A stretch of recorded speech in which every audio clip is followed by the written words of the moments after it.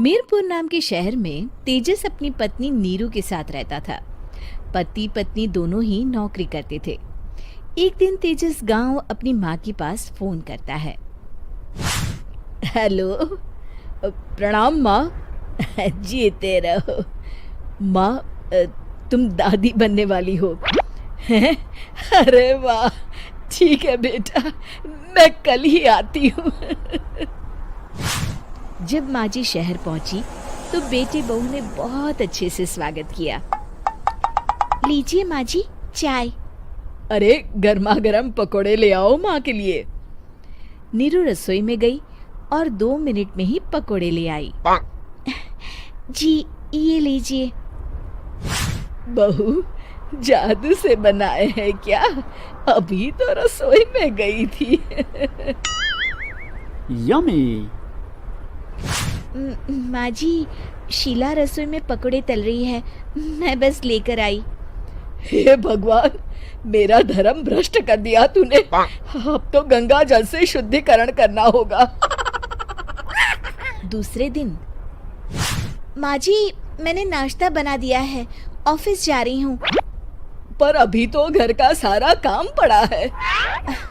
शीला आती ही होगी, झाड़ू पोछा बर्तन कपड़े वो सब कर लेगी।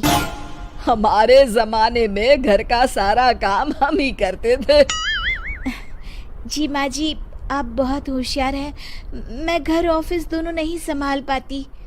तो जरूरत क्या है घर से बाहर जाकर चाकरी करने की?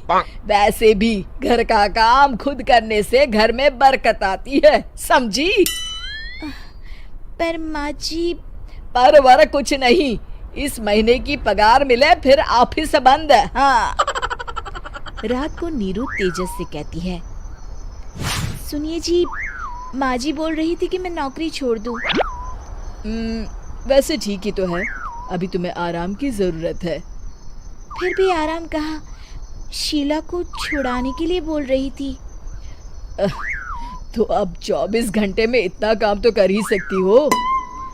पर जॉब पसंद है मुझे, घर पर मन नहीं लगेगा। अगले दिन जब दोनों ऑफिस के लिए निकल रहे थे, मेरी तो कोई कीमत ही नहीं है इस घर में। माँ जी, आजकल महंगाई बहुत है, रहन सहन भी बदल गया है, दोनों नौकरी करते हैं तभी ठीक रहता है। अच्छा, तू कहना क्या चाहती है? मेरा बेटा तुझे बिठा के खिला नहीं सकता? तू ही इस घर का खर्च चला रही है, हैं?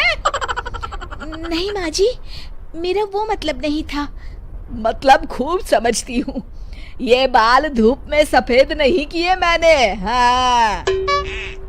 अब तो ये रोज का काम हो गया था। तेजस भी रोज की झिकझिक से परेशान हो गया था। एक दिन उसने कहा, नीरू, वैसे भी तुम्हें मैटरनिटी लीव मिलने वाली है, तो अभी से ही छुट्टी ले लो। पर क्या, मेरी सैलरी अच्छी खासी है। आखिर नीरू ने रिजाइन कर दिया। जब बच्चा हुआ तो घर में सब बहुत खुश हुए। कुछ दिनों बाद तेजस फाइल देख रहा था।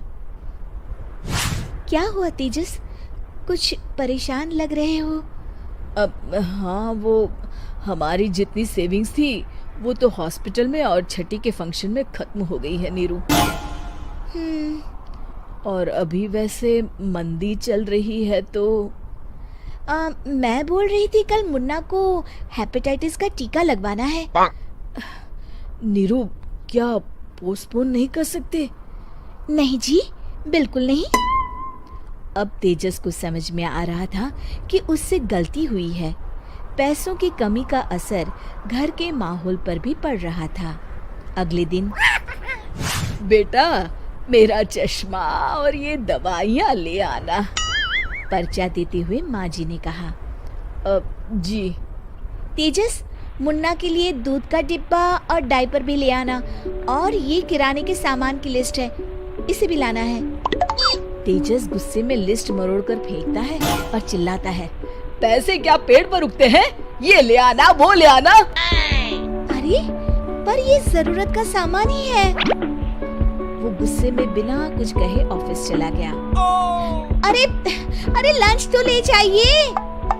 नीरू दौड़कर डिब्बा पकड़ाती है एक दिन खाना खाने के बाद, नीरू, अब तो मुन्ना कुछ बड़ा हो गया, तो अब तुम वापस ज्वाइन कर लो ना जॉब। पर इस रिसेशन में जॉब मिलना बहुत मुश्किल है। ट्राई तो करो। फिर मुन्ना, माँ जी है ना, और एक फुल टाइम मेड भी लगा लेंगे। पर माँ जी, उन्हें तो पसंद नहीं। तभी माँ जी वहाँ आ जाती है और प्यार से नीरू के सर पर हाथ फेरते हुए बोलती है, अब मेरी समझ में आ गया बहू, पहले के और अब के समय में अंतर है। तुम काम शुरू करो, मुन्ना की जिम्मेदारी मेरी। मेरी प्यारी माँ जी। ये कहकर नीरू उनके गले लग गई। शिक्षा, परिवर्तन संसार का नियम है, हमें भी समय के साथ चलना चाहिए। उम्मीद है कि आपको हमारी ये कहानी पसंद आई होगी। कृपया हमारे चैनल को सब्सक्राइब करें और सभी अपडेट्स के लिए बेल आइकन जरूर क्लिक करें। और हाँ, वीडियो लाइक और शेयर करना मत भूलिएगा। Bye bye.